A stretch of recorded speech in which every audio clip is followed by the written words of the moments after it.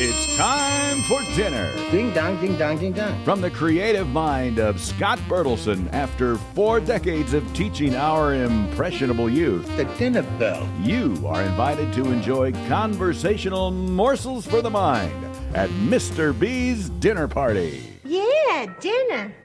It's time for dinner. I hope you have a hearty appetite. Oh, yes. It's Mr. B again. Oh, thanks for taking time out of your schedule to spend some time with me today. I'm so happy to be here in my journey of my 2nd season. Yes. Oh my gosh. Once again, you must be desperate for entertainment. So anyway, I guess I already used that line. But anyway, the point being that I am so happy to share my thoughts with you today. And I've got good news and bad news. The good news is that it won't be more than an hour. Of course, you can tune in anytime and take any amount of time you want to listen that you want to because of the beauty of technology. And the bad news is that I don't have any guests this time. So I'm simply going to be interviewing myself if there's a reason for doing that. So let's belly up, as I've said before, to the proverbial table, and let's enjoy Mr. B's dinner party. Let's have a seat round the proverbial table Would you like to say grace? with a nod to our higher power and Mr. B's spiritual journey. My spiritual friends, I, as I've told you many times, am an overeater. I have a disease. I have an alcoholic mind, and I have a disease of the body. I have to refrain from what I call my alcoholic foods. You've heard me say this before. To maintain my, so to speak, sobriety or my abstinence, which results in me being a much better person, a much better thinker, much healthier, and attuned to my higher power. Every day I have to remind myself that I'm an overeater. Every day I have to remind myself that I only have the next 24 hours to do what I can get done and be of service to other people, be of service to myself, and to make good choices when it comes to living in the realm of believing in a higher power who is helping me on a daily basis, 24 hours.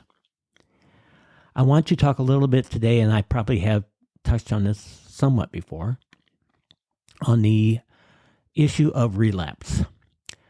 Part of the reason for that is I've been listening to some overeaters podcasts, people's testimonies, and listening to people talk about why they went into relapse, what it was like, and how they got out of it.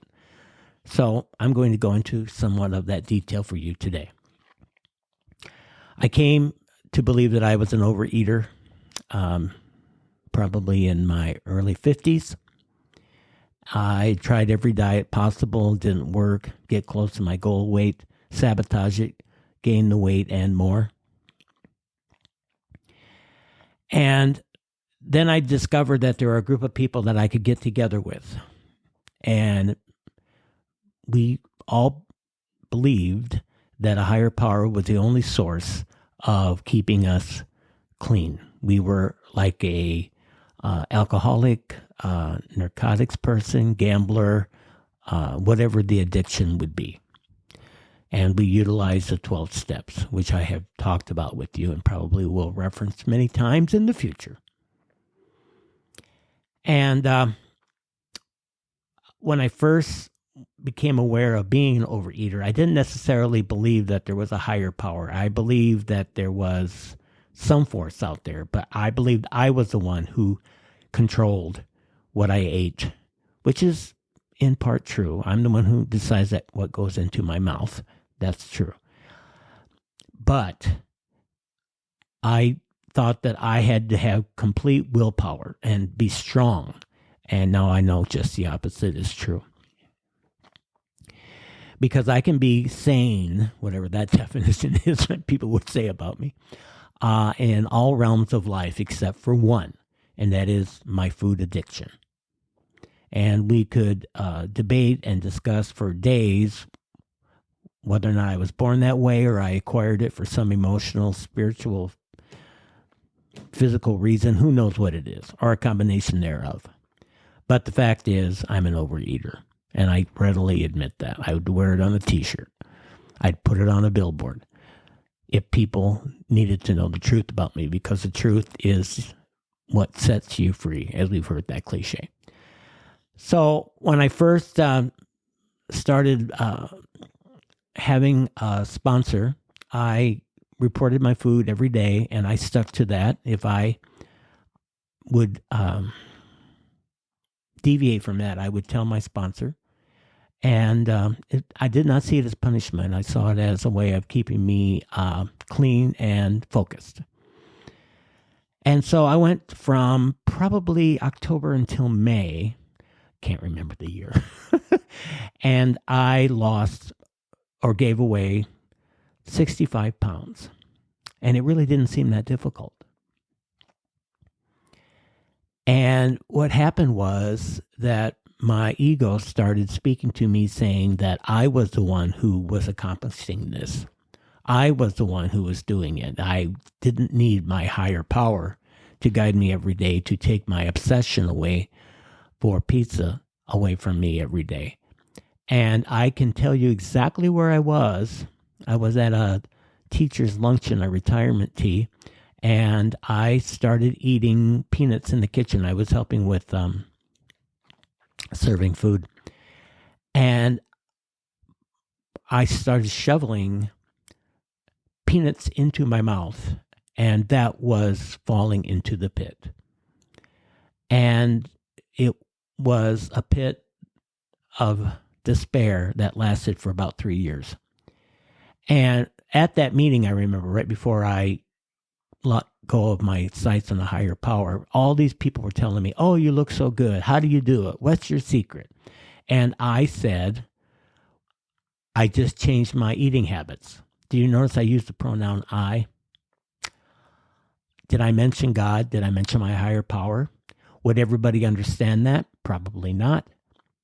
But I was keeping my higher power out of the whole equation. And that's when I gave up. And I remember I was teaching summer school at the elementary in Forest City. And I remember that teachers had left food in the refrigerator, teacher's lounge, cookies and donuts and yogurt and other sugar-laden items.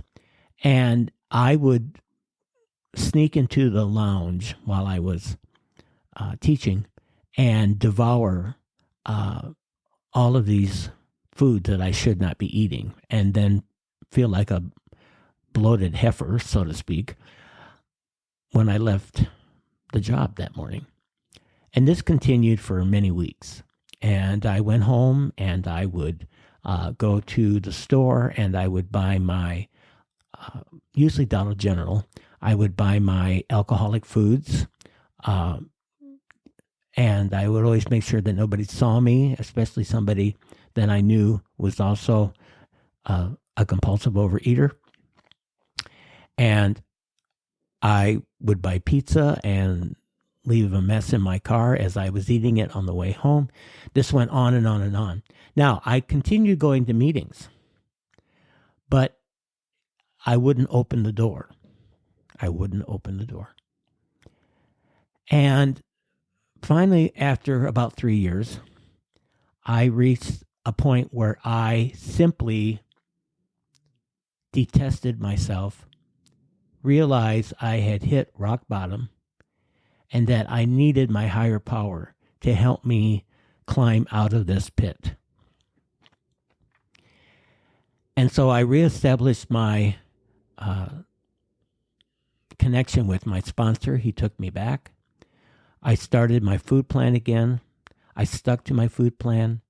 I reached out to people by telephone. I did readings. I did journaling. And I'm not saying it was an easy task. Oh, no, no, no. No. Because my ego was constantly getting in the way. And I was constantly feeling sorry for myself. Wow, wow, wow. Why can't I have that pizza? Why can't I have that ice cream? Why can't I have that cookie? Wow, wow, wow, wow, wow. And the pity pot syndrome. And finally, I could see my higher power. I connected with my higher power again, and he said, you can come back, Scott. We can do this together. You don't need to kill yourself physically and emotionally. You can be whole again. And that may sound simple, and maybe it is, but it's the truth. That's what happened. And since then, for 6.5 years, I have been relatively abstinent. Now, 100% abstinent? No. Completely admit that. Do I stay away from my alcoholic foods? Yes, I do. Do I miss them 95% of the time? No. But those moments do arrive at times.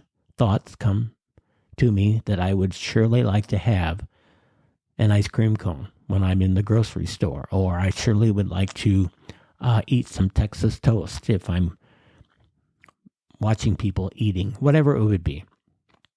But they pass. Those ideas pass. So relapse is not a death sentence. Relapse is a way for, this is the way I see it, to reestablish your connection with your higher power and realize that we are all vulnerable. We are all weak when it comes, an overeater, I'm saying, is weak when it comes to controlling certain foods, and that I need some greater power to help me live daily without those foods and live a better life.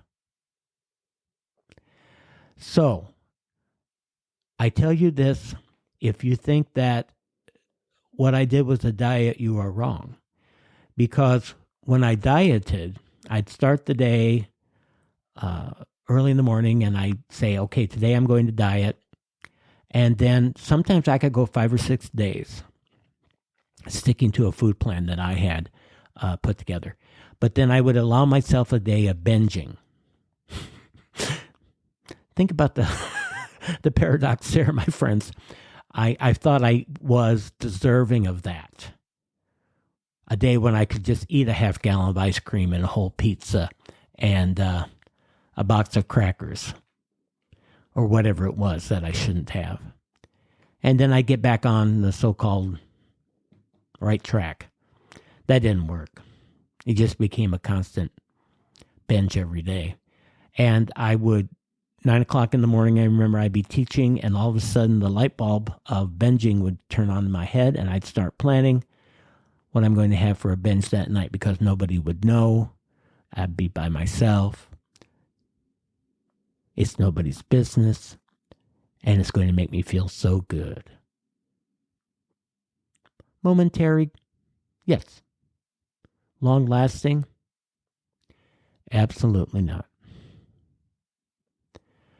So, when we think about the serenity prayer in my closing here, God, grant me the serenity to accept the things I cannot change. I cannot change that I'm an overeater. Courage to change the things I can. That's what I had to do. I had to have the courage to come back and practice the principles of the 12 steps and the wisdom to know the difference.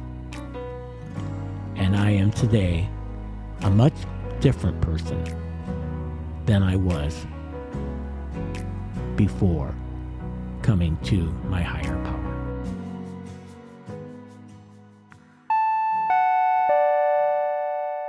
And now, School Days with Mr. B.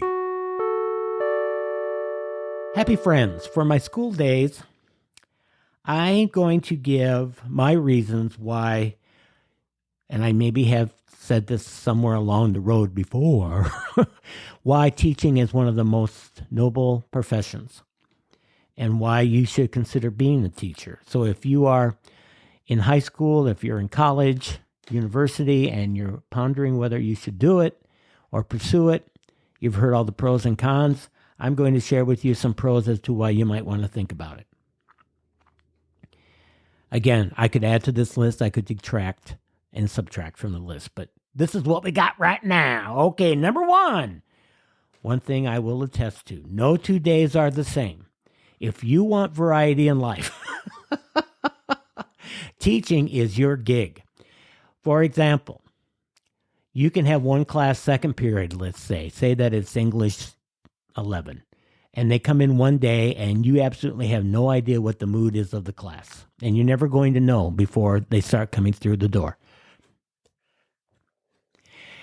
And sometimes there's a general feeling for the class, and sometimes it's just one or two people. But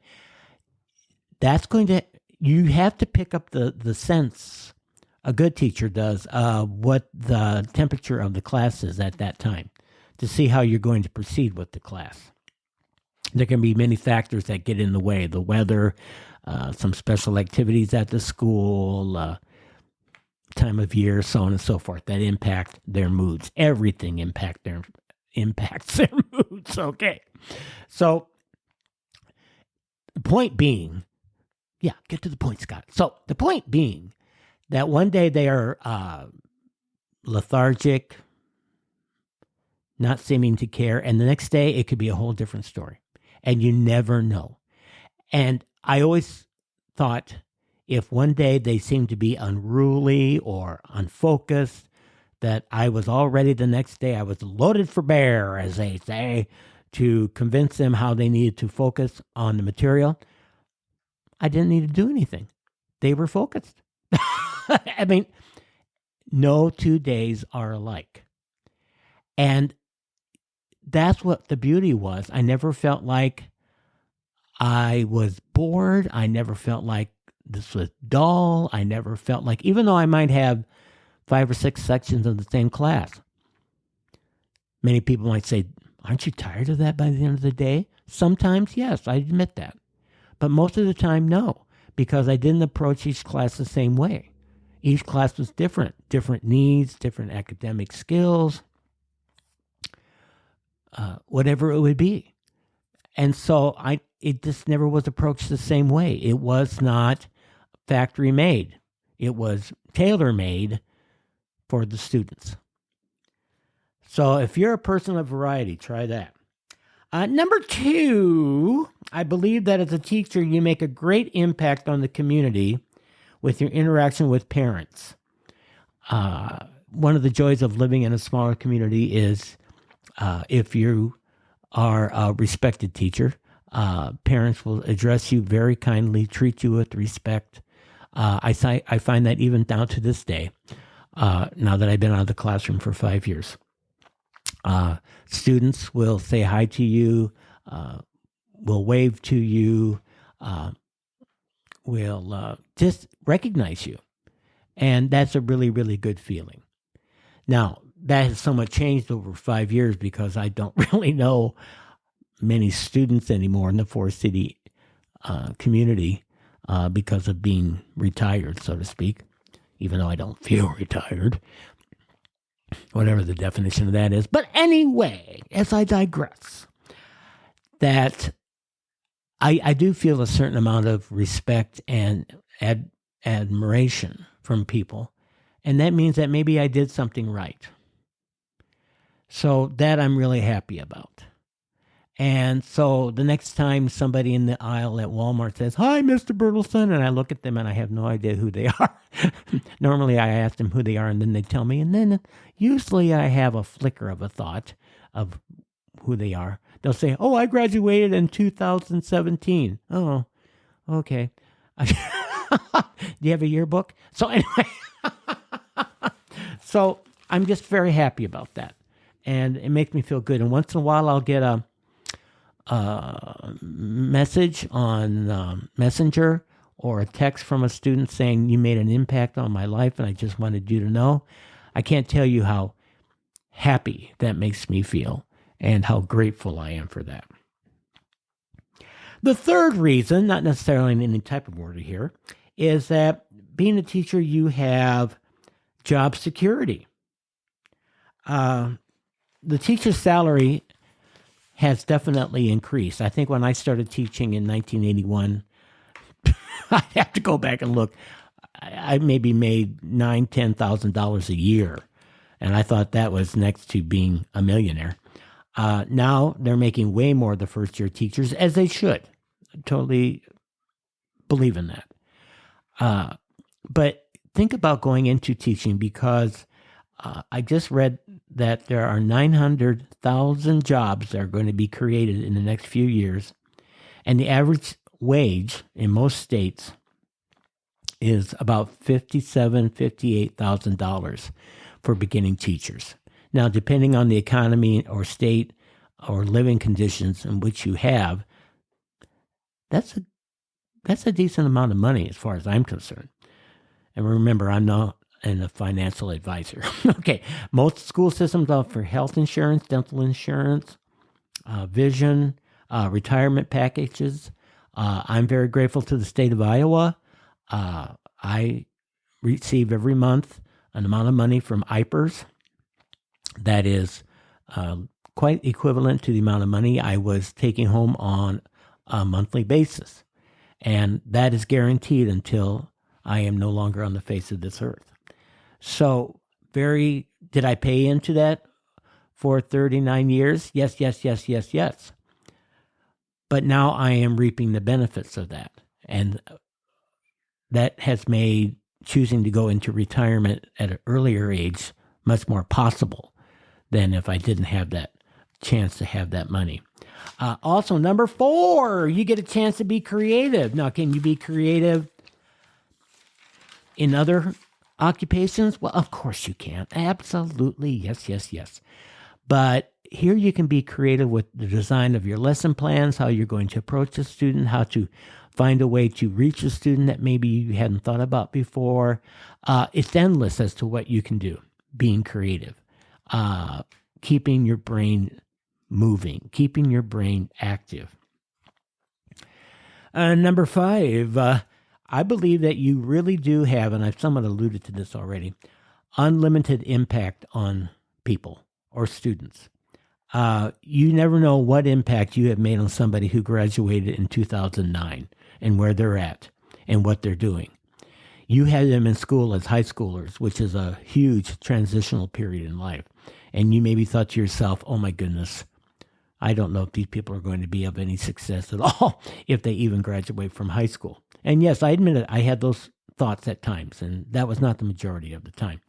But now they're leaders in their homes, and they have good paying jobs, and they're well respected in their communities. It's just amazing of how they changed throughout the years. And that's why it's so beautiful to see these adults in leadership roles after you've had them in school. Number 6, you have a flexible work schedule. You have paid off holidays, you have seasonal breaks, which also includes time off, so to speak, in the summer. I could get into a discussion with you, which I used to find that people would say to me, well, you got the best job ever because you have 3 months off. Now, I guess my response to them was, well, number 1, you can be a teacher if you want to and enjoy that too. And number 2, maybe teachers need to have that time off for emotional recouping because it can be very draining, very, very draining emotionally, psychologically to be a teacher, especially if you have students with needs. And we all have needs, don't get me wrong. But maybe above average needs or attention, and you've got a class of 25, and that's a balancing act. That's really tough. And so you've got to have time to, as they say, refill the well.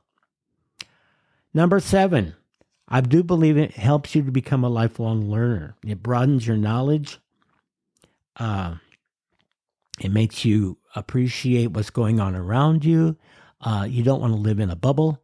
You want to know what's happening. You want to look at the pros and cons of everything. You don't want to accept anything at face value. That's one thing I've really learned. I need to know, or try to tell myself I need to know the whole story before I make a decision, whatever that would be.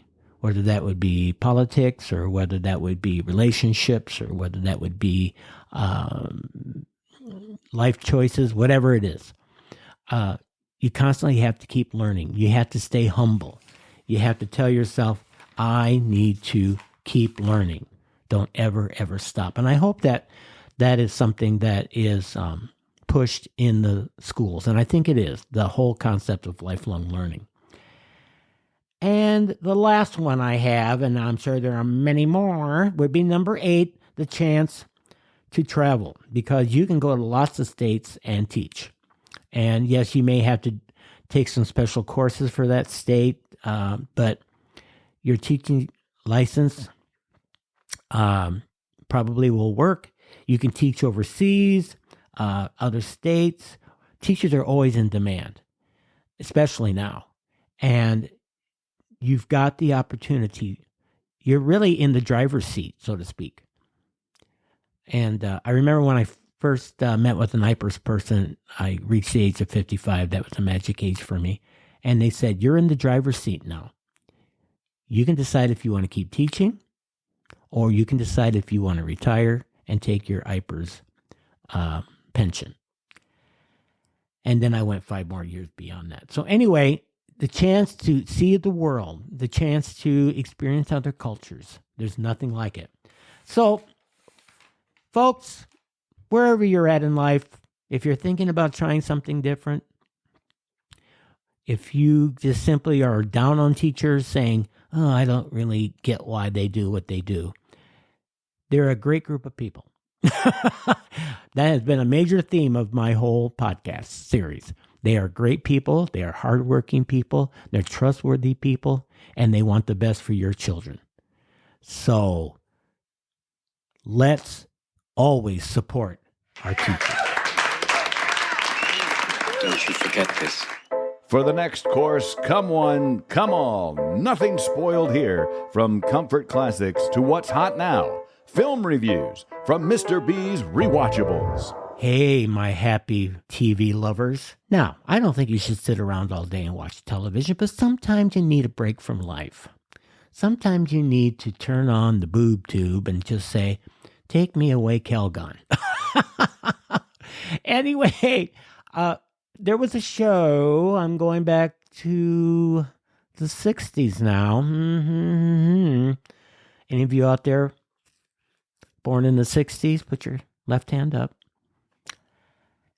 That I remember watching as a child, and I remember watching it in syndication. And I have fond memories of it. And so I thought I would pay a little tribute to it. And the show is, drum roll please,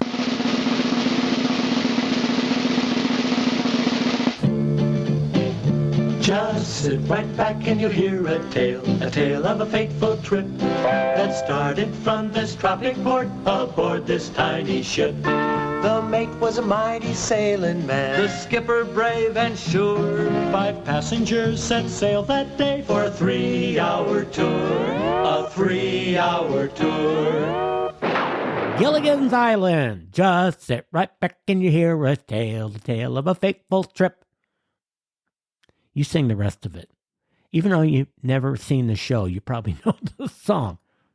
That started from this tropic port aboard this tiny ship. Anyway, it goes on and on and on.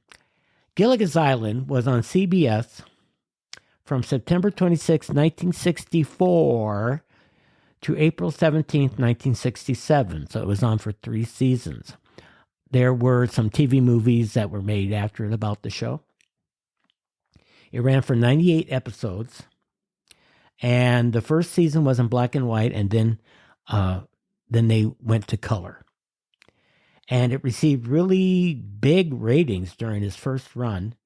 And then, after it was canceled, it really grew in popularity in syndication for after school, early evening, late night, whatever it would be, especially in the 70s and 80s.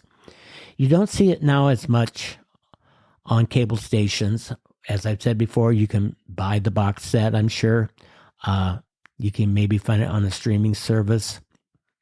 There might be some basic cable comedy station that might show it. But maybe it'll come back in popularity. Who knows? It was created by Sherwood Schwartz, and it starred Bob Denver, Alan Hale Jr., Jim Backus, Natalie Schaefer, Tina Louise, Russell Johnson, and Dawn Wells. And it is basically the story of a charter boat, the SS Minnow, and the passengers that were on a 3-hour tour, so to speak, from Honolulu. They run into a storm and are shipwrecked on an uncharted island in the Pacific Ocean. Nobody knows exactly what the location of this place is.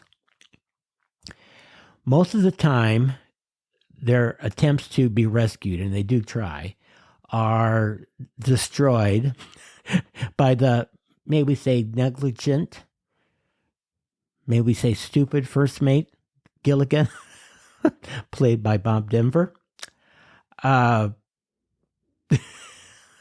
He is the one that constantly, he's really the reason why they're shipwrecked. He's really the one that gets them in trouble all the time. So anyway, Bob Denver was Gilligan.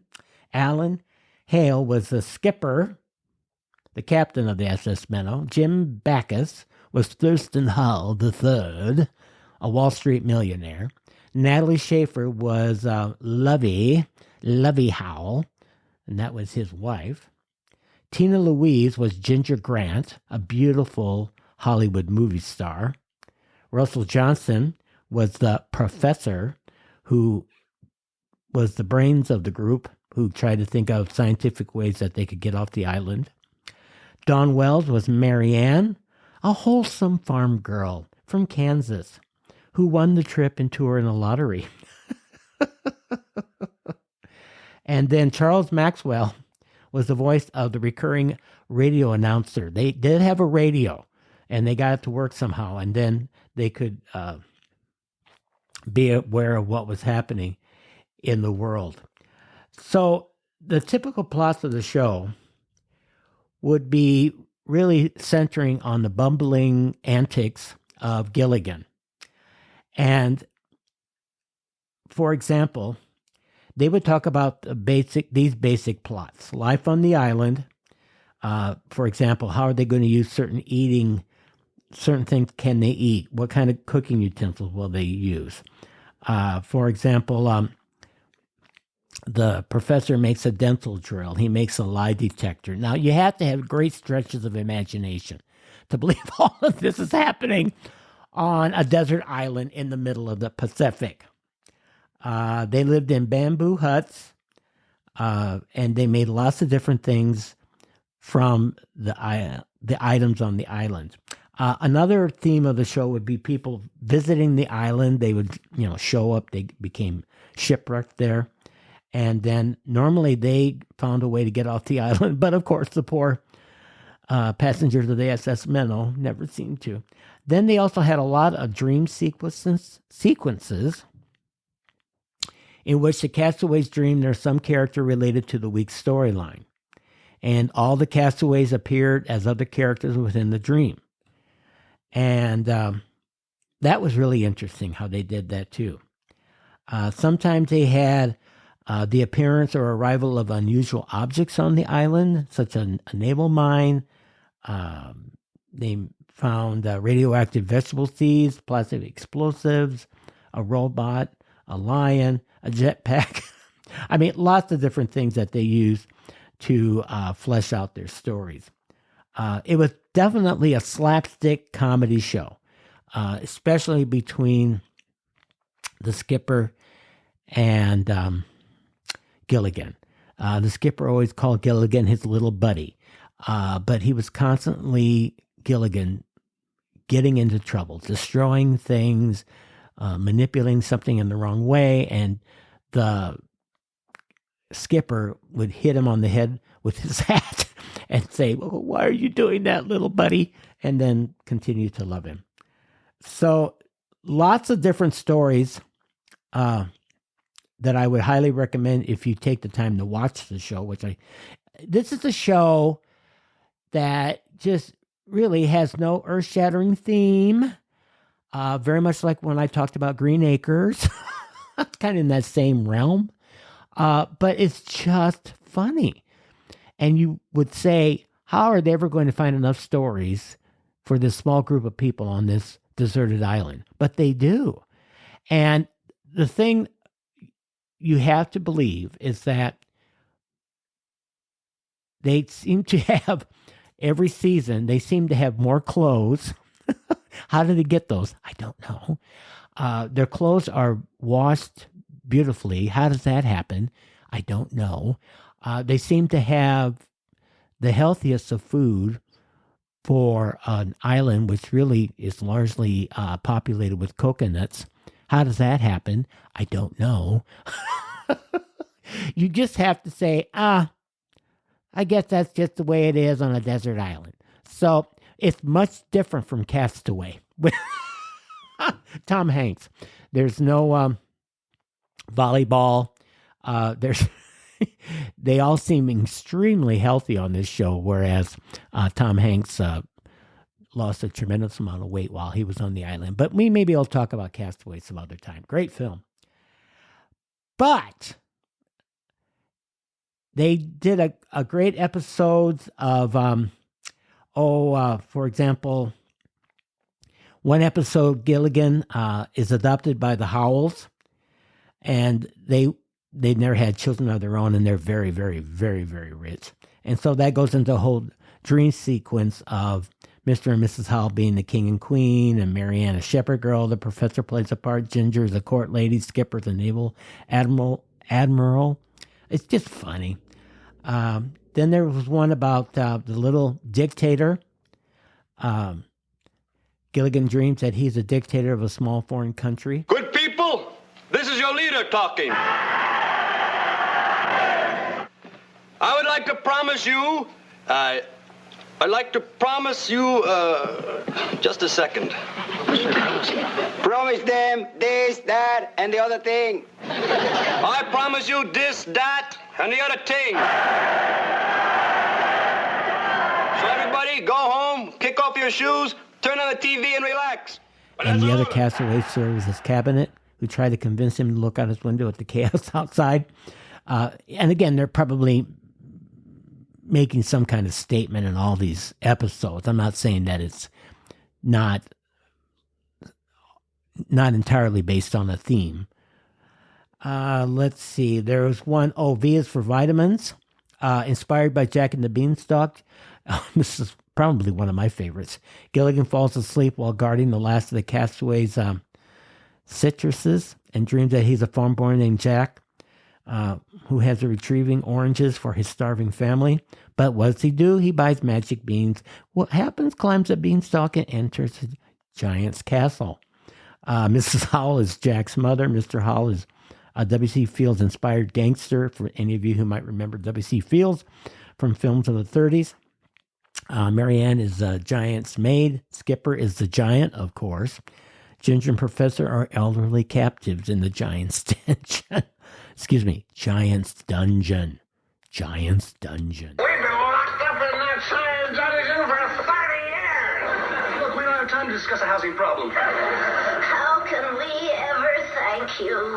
Look, we gotta run fast. That giant will be back any second. Oh, come on, hurry. Yeah. Oh, first I must reward my rescuer. Look, lady, we don't have time. Oh, I know.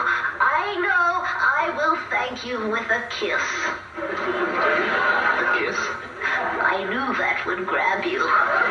Shake hands? A kiss. And there's lots of other synopsis of episodes that I could mention. But you just need to watch this show. And the camaraderie among them, they fight among themselves. They take sides sometimes. They they get into some sticky situations sometimes because their value systems are different. Remember, this is just a random group of people tossed onto a boat for a so-called 3-hour ride, and it turns into a 3-season show. So, oh, that was rather clever. Thank you, Scott. But anyway, it's fun. It's fun. I remember one of the first shows that I watched on television as a child was the black and white Gilligan's Island. And then I watched it in syndication in the 70s and the 80s. It was very popular at that time. And so I don't think it ever will not be something that you can't come to and find sheer clean, may I say clean entertainment. Definitely G-rated. Looking for something for your children to watch that doesn't have any kind of risk factor when it comes to content. Gilligan's Island would be the case and the show for you. And they are all on Gilligan's Island. For my film rewatchable this week, you know Mr. Bertelsen jumps all over the place. I'm sometimes in the 60s, the 70s, the 80s. Sometimes I'm even in present time. But now I'm going back to 1941. Was that a good year? I'm not sure. But I have already, I believe in a previous episode, given you some of the best films of one of my favorite film stars, Bette Davis. And I know I mentioned this film, but I'd like to go in a little bit more detail about it. I just recently, as of yesterday, been rewatching it on Turner Classic Movies. It's on there periodically. And every time I watch the movie, as with almost any Bette Davis film, since I'm a little biased as she's one of the world's greatest actresses, I find something different. A nuance of her personality, of the character she's portraying, that's not more readily available to see than in The Little Foxes. The Little Foxes is a film that came out in 1941. It's an American drama film directed by the famous, well-trained, well-known director William Wyler. It's a screenplay based on a play by Lillian Hellman. And the play came out in 1939. And the film's title, for those of you who might be interested, and this is also in the beginning of the film, comes from chapter 2, verse 15 of the Song of Solomon. And it reads this way, quote, "Take us the foxes, the little foxes, that spoil the vines, for our vines have tender grapes." Let me repeat that. Take us the foxes, the little foxes, that spoil the vines, for our vines have tender grapes. And I will be letting you know, I think, how that is seen very well in the film. The conflict of the play is money. And you've got people who are extremely greedy, selfish. It's not a feel-good film. People who are loathsome of each other. You have people who are despicable. You have people who are vile characters. You have people who would do anything to take advantage of anybody else for their own personal greed. Regina's saying, Horace wants more than a third of our share. It's only put up a third of the money. You put up a third, you get a third. What else could you expect, Regina? Well, I don't know. I don't know about those things. It would seem if you put up a third, you get a third. And yet again, there's no law about it, is there? I should think if you knew your money was badly needed, you might just say, I want more. I want a larger share. You boys have done that. I've heard you say so. They only care about themselves. And so what happens is the main character is Regina. And Regina lives in 1900 I believe they live in Alabama. Yes, they live in Alabama. Her husband, who has made a very good living for himself, very rich, is in a wheelchair and is very sick and is really close to death. And she's very aware of that. She has no love for him at all. You must hate me very much. No, I don't hate you. That's because I remember how much I was in love with you. No, I don't hate you either. I've only contempt for you. I've always had. She maybe never loved him. She's vile. She's conniving. Perfect vehicle for Bette Davis. Just the expressions on her face are so cold and calculated and evil. Anyway, her husband is been gone for a while, and what's happening is that Regina's brothers, to make a long story even longer, want to build a cotton gin in their sleepy little town and take advantage of the low wages paid to the workers so they can make more money. Anyway, Regina would like her husband to get in on this so then they could become very, very rich. Now, she doesn't care about him, but she wants to have millions and millions of dollars. And her plan is to take her daughter, Alexandra, to Chicago with this money and probably just dump her husband. She plans to live the privileged life she believes she's always deserved, away from this backward place where they presently live. So Regina proceeds to drive a hard bargain with her two evil brothers for a 2/3 share of the mill that they want to bring into town, in exchange for persuading Horace to invest $75,000, which is only a 1/3 share. And then she sends Alexandra to Baltimore to bring her father home, supposedly because Regina says she misses him, which is not true at all. When Alexandra accuses her childhood friend of not liking anyone in her family, he teases her, saying that he likes one person, her father. Her father is the one saving grace in this show, this movie. He is a saint. How he ever got hooked up with Regina, I'll never know. But anyway, he tells his friend to keep her eyes open and to think for herself because something's going on here with Regina and her brothers. So anyway, the father comes home in a wheelchair, very, very sick. Regina tries to persuade him that he should become a part owner in this business so then they could become very, very rich. But he really dislikes the proposal to invest in the cotton mill and says he's not going to do it in any shape or form. And so what happens then is that Leo, a teller at the bank, borrows Horace's railroad bonds from the safe deposit box, using them for security for the construction, returning them long before it is time to clip the coupons. And then Ben tells her brother, tells Regina they don't need her.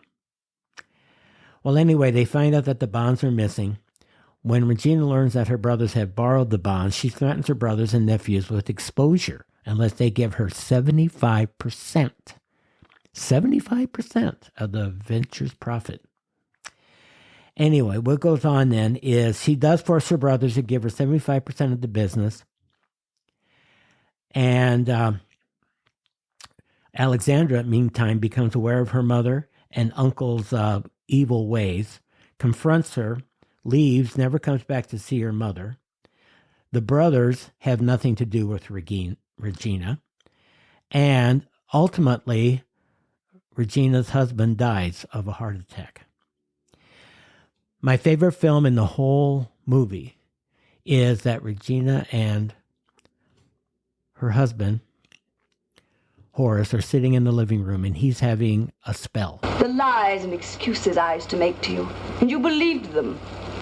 That was when I began to despise you. Why didn't you leave me? Where was I to go? What money did I have? didn't think about it much. If I had, I'd have known you'd die before I did. But I couldn't have guessed you'd get heart trouble so early, so bad.